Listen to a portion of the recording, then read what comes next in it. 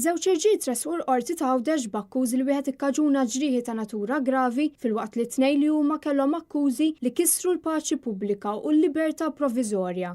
Niġerjan 24 sena tressaq l-qorti jekk kif kien akkużat li ikkaġuna ġrieħi ta' natura gravi lir raġel ta' 30 sena u li volontarjament kiser il-paċi pubblika. Il-Niġerjan residenti żebbu Għawdex allegatament kiser ukoll il-kundizzjonijiet tal-libertà proviżorja li kellu. L-imputat wieġeb mhux ħati għall-akkużi miġjuba fil-konfront tiegħu u ma natax il-ħelsien mill-arrest. Min-naħa l-oħra Somalu ta' 30 sena resident il-Munxar Għawdex ittella l-qorti minħabba li kiser volontarjament il-paċi pubblika kif ukoll talli kiser il-kundizzjonijiet tal-libertà proviżorja.